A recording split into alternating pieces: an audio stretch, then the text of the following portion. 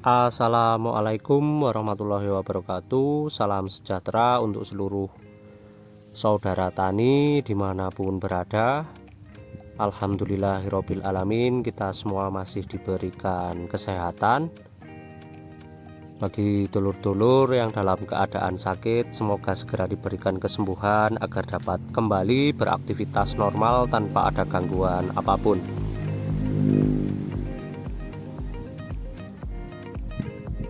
Di video kali ini kembali dulur, hari ini ke kebun varietas siam madu, tapi ini untuk usia sendiri masih cukup muda dulur ya. Beberapa kali tidak sempat untuk membuat video di lahan ini, tapi untuk hari ini kembali lagi dulur ke perawatan. Kali ini untuk penaburan kapur dolomit dulur, karena untuk beberapa kendala, salah satunya kemarin setelah saya cek pH tanahnya sudah mengalami penurunan. Untuk awal musim hujan kemarin belum sempat saya berikan penaburan kapur dolomit, karena pada saat itu saya lebih memfokuskan untuk pemberian nutrisi karena buahnya juga cukup banyak dulur-dulur.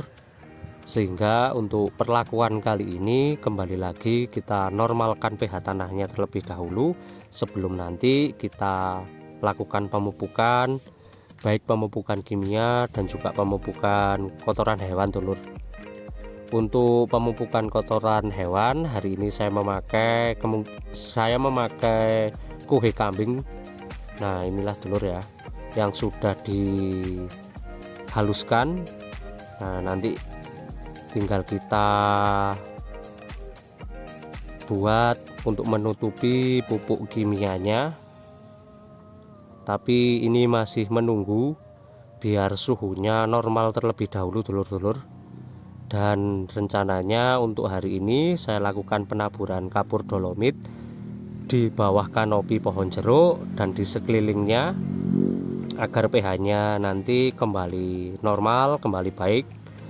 Sekalian kita perbaiki drainasenya agar nanti tidak ada genangan, yang karena untuk curah hujan yang cukup tinggi, genangan berpotensi membawa penyakit, baik penyakit busuk akar, busuk batang, dan juga penyakit lainnya dulur.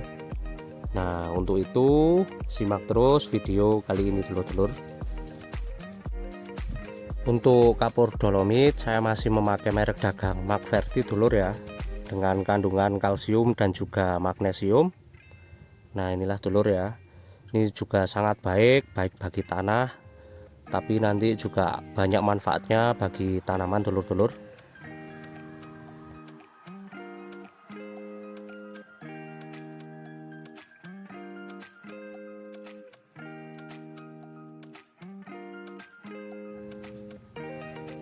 Nah, untuk menabur dolomit biasanya saya lakukan seperti ini dulur, menabur di daerah perakaran di bawah kanopi pohon jeruk ya. Tujuannya apa? Paling tidak untuk tanah di sekitar tanaman itu pH-nya biar tetap terjaga dan juga bisa lebih maksimal lagi untuk perserapan nutrisinya bagi tanaman.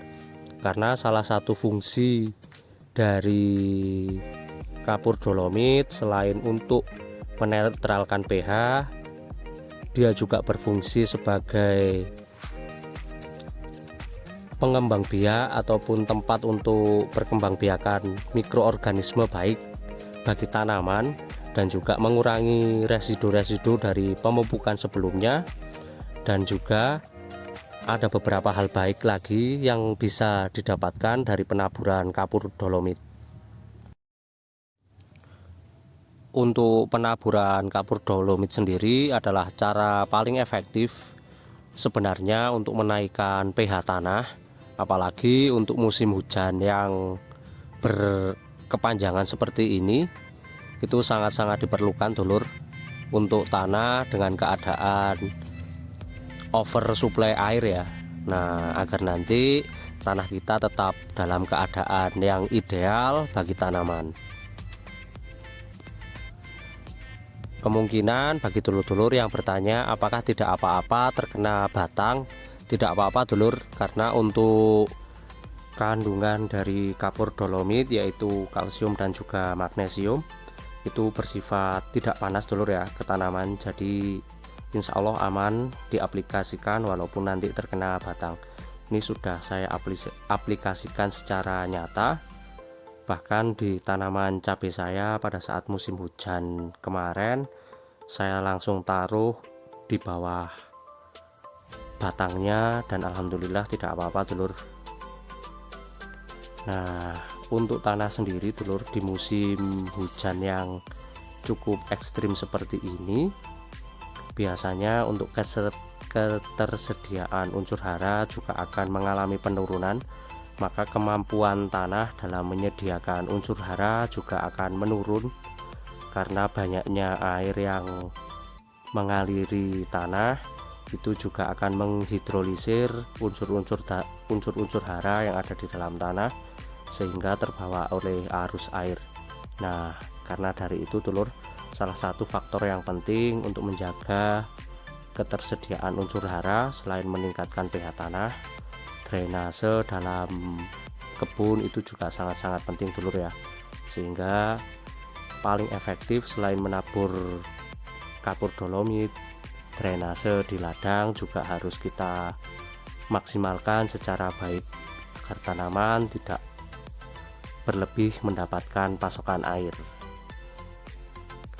Nah, untuk manfaat ke tanaman untuk kapur dolomit yang mempunyai kandungan kalsium dan juga magnesium, kita semua tahu untuk kalsium adalah salah satu unsur sekunder yang sangat diperlukan oleh tanaman, apalagi di musim hujan seperti ini.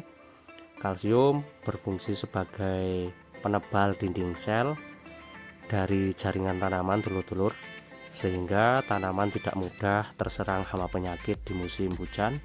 Dan untuk tanaman sendiri ketika berbuah ataupun bunga dan juga buahnya tidak mudah mengalami kerontokan, sehingga untuk hasilnya walaupun di musim hujan bisa tetap maksimal. Sedangkan untuk unsur magnesium sendiri, selain sebagai zat hijau daun bagi tanaman, dia berfungsi sebagai salah satu pemaksimal hasil dari fotosintesis tanaman. Untuk musim hujan yang seperti ini, dengan kurangnya sinar matahari atau paparan cahaya matahari, proses fotosintesis dari tanaman akan sedikit terganggu dulur-dulur, sehingga diperlukan magnesium sebagai salah satu unsur yang dapat mempercepat ataupun memaksimalkan hasil fotosintesis ke seluruh bagian tanaman agar tanaman tetap kembali tumbuh dengan sehat, tumbuh dengan normal walaupun di musim yang hujan seperti ini. Dan untuk magnesium sendiri itu berfungsi sebagai menghijaukan daun dulur-dulur, sehingga setelah kita tabur dengan durasi waktu tertentu, maka untuk hasil dari penaburan kapur dolomit baik tanah maupun tanaman akan benar-benar terlihat dulur ya.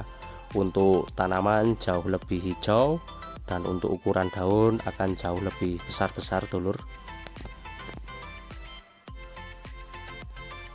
Memang cara terbaik dalam mengidealkan pH tanah dengan cara pengecekan yang berkala, tapi masih banyak dari dulur-dulur yang belum mempunyai alatnya dulur, termasuk saya juga pinjam ke sobat saya dulur Cak Didik petani pemula.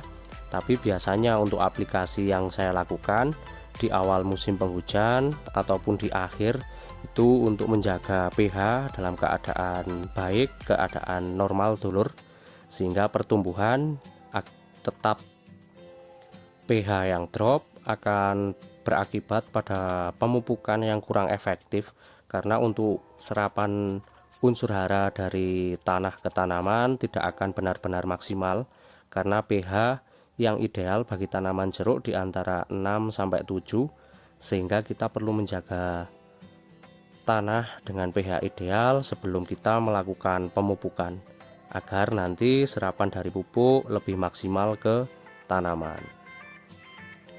Nah, demikian dulur penjelasan singkat mengenai pentingnya menjaga pH ideal di kebun kita agar tanaman kita walaupun di musim hujan yang seperti ini bisa tumbuh dengan baik, bisa tumbuh dengan produktif tentunya, dan yang terpenting tanaman kita terbebas dari hama penyakit.